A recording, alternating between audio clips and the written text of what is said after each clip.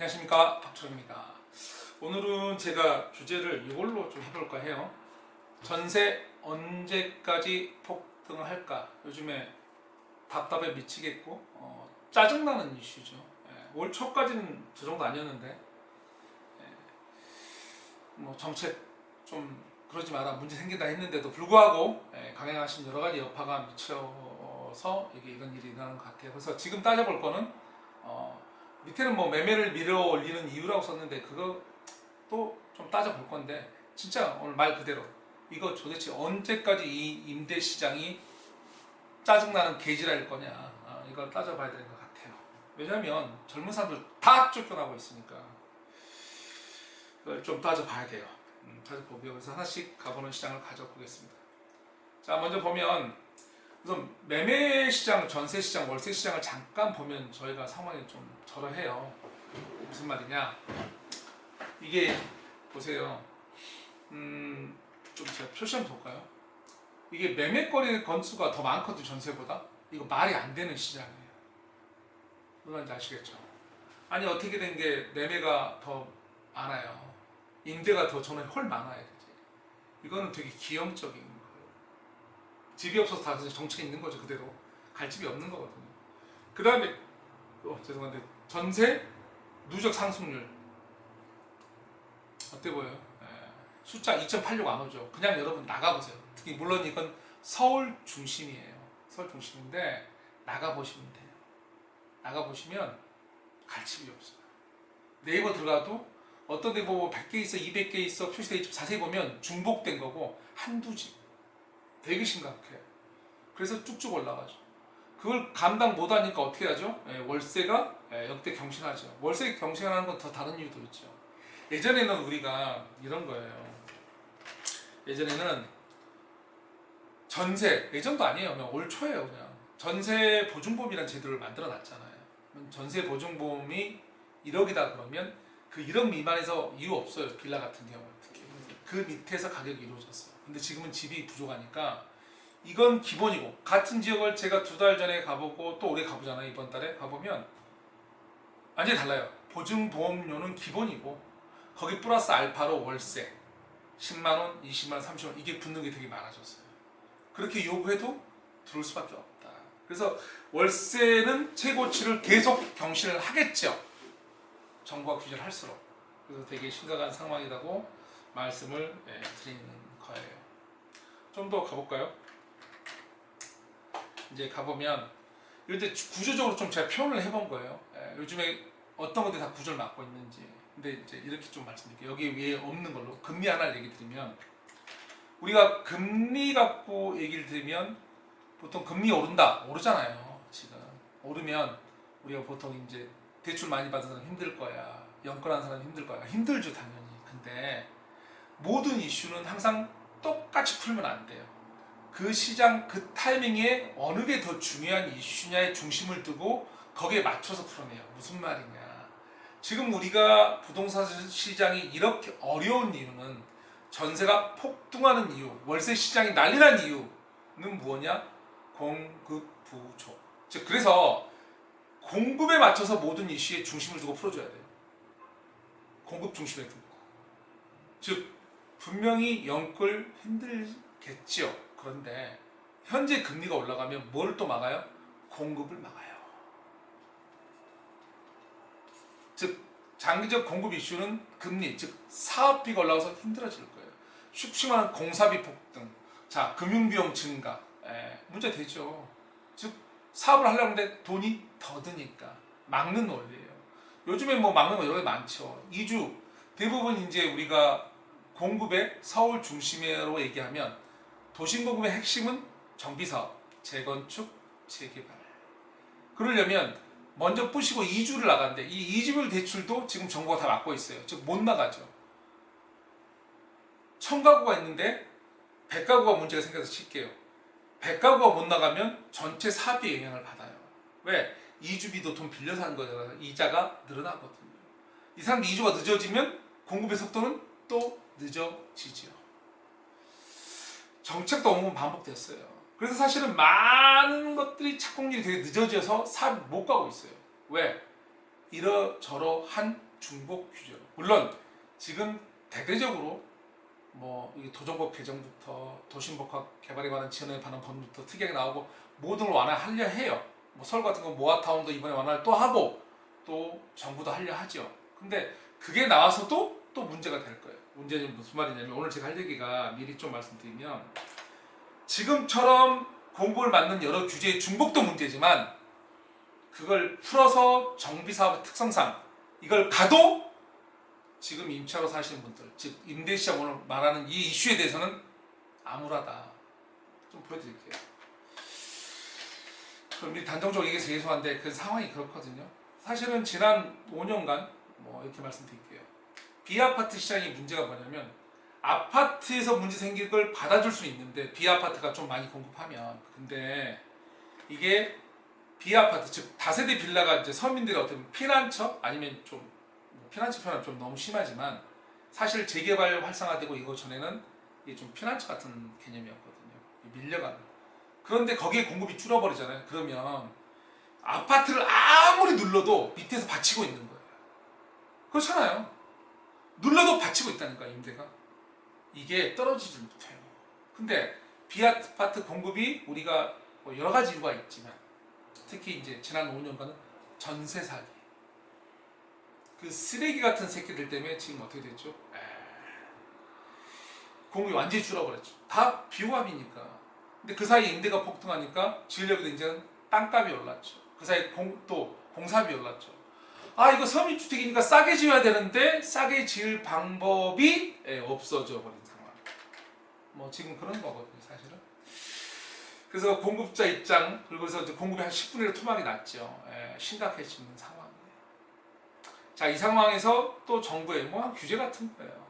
정부는 전세가를 안정화시킨다고 이걸 만들긴 잘 만들었죠. 그래서 이걸 전세가 안 나게 보증보험 제도를 만들어서 도움이 들게 했는데 문제는 갈수록 이 숫자를 줄이는 거 계속 내리고 있거든요. 뭐 내리고 해요. 자, 내리는 건 정부의 어떤 의도와 명분이 있겠죠. 근데 중요한 건 아까도 말씀드린 거 모든 이슈는 지금 우리가 이 현실을 지금 전세가 폭등하는 임대가 폭등하는 이 현실의 이유 공급에 중심을 두고 이 공급 여기에 맞춰서 풀어봐야 된다니까요. 그러면 이렇게 낮추면 이 보증 비율을 낮추면 이거는 공급을 활성화 시킬 것이냐 아닐 것이냐 요걸 따져봐야 되죠. 지금 이거 공급 줄이는 거야 이것도 공급을 줄인다. 당연한 거거든요. 그래서 지금 저것도 머리가 아파요. 공급을 줄이는 정책이니까. 더 나가서 볼까요? 전세가율이 이게 제가 뭐 이건 다 아는 일이지만 제가 왜 이걸 심각하게 보냐면 저 빨간색 되는 거 보이시죠?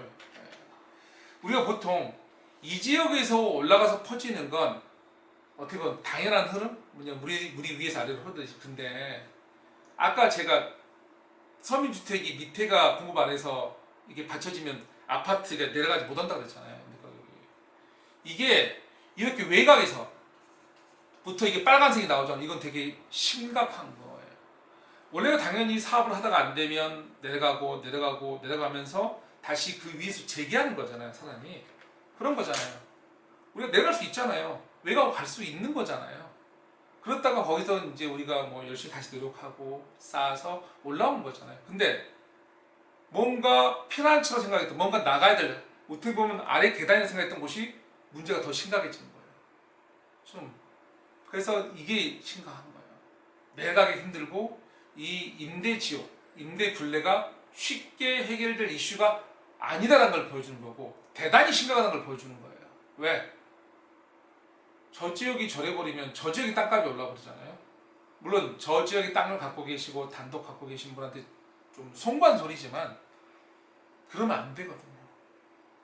항상 모든 도시에는 피난처가 필요하고 이게 약간 차등이 필요하거든요. 모두가 다 그러니까 안 돼. 모두가 좋아버리고 모두가 비싸버리며. 근데 지금은 심각한 이슈가 된 거예요. 짜증난 거예요. 생각해보세요. 이게 아래가 버텨버림인데 공부 안 돼서 이게 떨어지겠냐고. 불가능한 이슈예요. 아무리 정책 내려도 안 돼요. 그게 공급이 안 되는데. 그래서 사실은 이제 더 짜증나는 건 뭐냐면 제가 아까 말씀드렸잖아요. 이게 부동산 정책에 의해서 규제가 이렇게 심해도 문제지만 공급이 활성 안 되니까 공급을 활성화시킨 게 더 완화책이 나오고 뭔 해도 또 왜 문제냐. 이주, 멸실 이것 때문에 그런 거거든요. 무슨 말이냐 볼게요.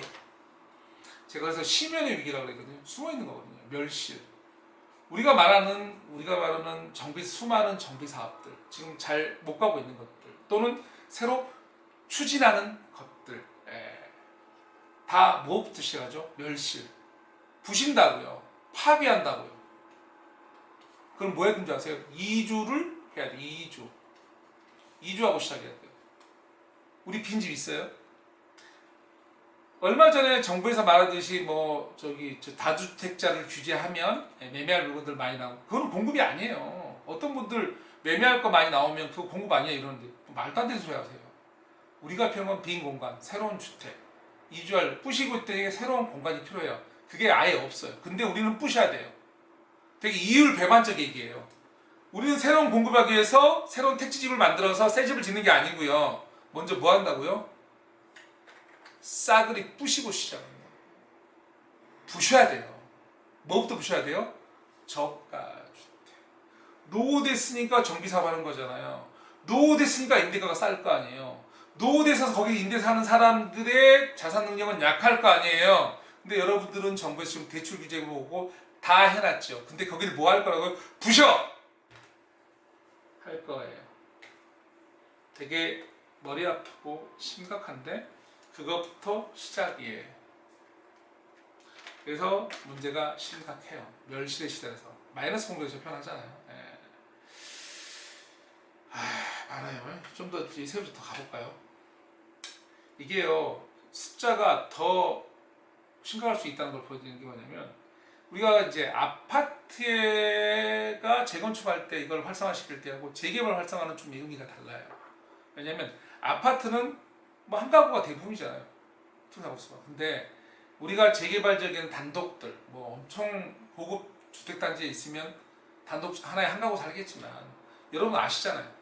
재개발지에 가보면 단독 3층짜리 하나에 뭐 세 받으려고 뭐 원룸, 투룸 조그맣게 엄청나게 쪼개져 있어요. 그래서 서류상은 한 가구인데 나올 세입자에 5가구 제가 이거 적게 잡은 거예요. 7가구, 8가구 대단히 많아요. 이 사람들 나오면 다 이거 뿔뿔이 한 집이어야 돼요. 이렇게 뿔뿔이 너무 심하게 보였나? 이렇게 보여야 되겠네요. 다 한 집이어야 돼요. 집은 무지하게 필요하고 점들이 필요할 집이 필요한데 가지 않죠. 짓지 않죠. 그래서 되게 심각하고요. 아까도 말씀드렸지만 시민의 문제는 이 철거 이거 문제거든요. 이 철거 때문에 문제가 생기는 거예요. 이 철거 문제 생기고 그 다음에 이제 미스매치. 우리가 부시는 건 저가 주택이고 우리가 짓는 건 아파트.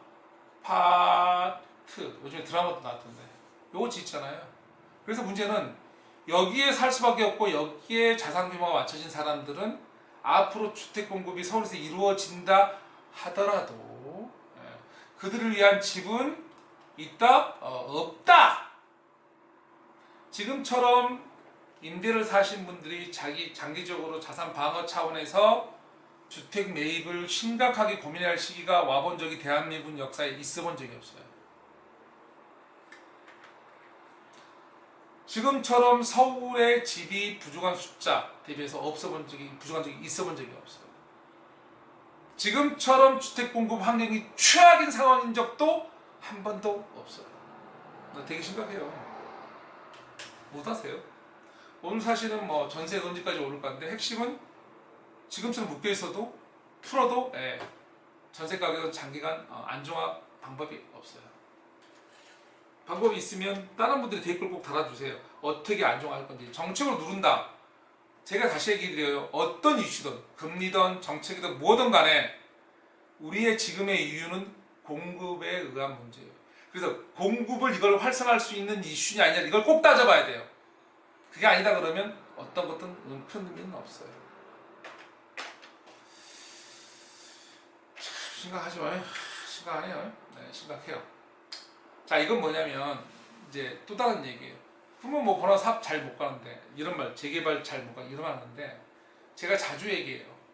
지금 여러분이 뭐 도정법 개정이라고 인터넷 쳐보던가 뭐 여러 가지 쳐보세요. 그러면 개정한 내용들 되게 많이 나오거든요. 뭐 모아주택도 그렇고 도시환경정비법이라는 이런 정비 사업을 가게하는 주된 법도 개정안들이 많이 나와 있고, 민주당이 아무것도 안 하는 것 같은데 계속 완화하고 있어요. 왜? 정권의 문제잖아요. 장기적으로 공급 이슈를 해결 못하면 답이 아예 없거든요. 공급도 못하고 임대만 오르면 제일 바보거든요. 예. 지금 사실은 뭐 조합원 입장은 여기 제가 써놨지만 사업을 잘 못 가면 분담금 문시나 뭐 여러 가지 문제 때문에 뭐 사업 안 해도 갈 수, 나 노후주택 살게 이럴 수 있지요. 근데 이 정부는 있잖아요. 지금 심각해요. 뭐 이번 서울시장 선거도 보셨듯이 장기적으로 이 주거 이슈가 해결이 안 되면 안 돼요. 그래서 정부는 공급하려면 결론은 재개발, 재건축, 활성화밖에 답이 없거든요. 그래서 지금 언제 사업 갈지 몰라요. 이런 걱정 하시지 마세요. 그거는 정부가 더 서두르고 있어요. 정부가. 또 다른 거. 자, 언제 갈지 모르니 나 여기 임대로 편히 살 거야. 걱정하세요. 정부가 여러분 집 부시려고 노력 중이에요. 이거는 되게 역설적으로 말한 거예요. 정부가 여러분 쫓아내는 노력하겠습니까? 안 하죠. 여러분 보호하려고 하는데 그게 이율 배반적으로 먼저 뭐 해야 된다고요? 주택 공급의 핵심이 정비 사업이니까 부셔야 된다고요. 멸실해야 된다고요. 그겁니다. 그래서 제가 아까 역설적으로 말을 한 거예요. 여러분은 집을 부셔서 여러분 쫓을 거예요. 지금 그래서 이제 정부 입장은 이 도심 노후화, 공급 절벽에서 뭔가 붕괴됐는데 규제 카드도 사실 거의 고갈됐어요. 사실 이번에 한다는 거 뭐 토론회 저는 그렇게 봐요. 하나의 명분적 탈출구. 정부 안으로 대안이 답이 안 나와요. 그래서 나 너희들한테 많은 얘기 좀 같이 들어볼게. 들어봤어. 누군가는 규제를 더 하자 그럴 거고 누군가는 풀자 할 건데 좀 섞어서 해보자. 나 결론 너희 얘기 다 들은 거야. 그 얘기를 무언 얘기를 다 들었던 제가 말씀드리지만 뭐 23일 하든 앞으로 뭘 하든 여러분 그런 거 들을 때 뭐만 해야 된다고요? 지금의 핵심 문제인 공급 이슈를 해결할 수 있느냐. 그리고 더 나아가서 그 공급이 정비 사업인데 여러분 집을 부시지 않고 할 수 있느냐. 그런 거 없어요. 이 멸실과 이주 폭탄 얘기 잘 생각하시고 지금 제일 급한 사람 누구다? 정부다.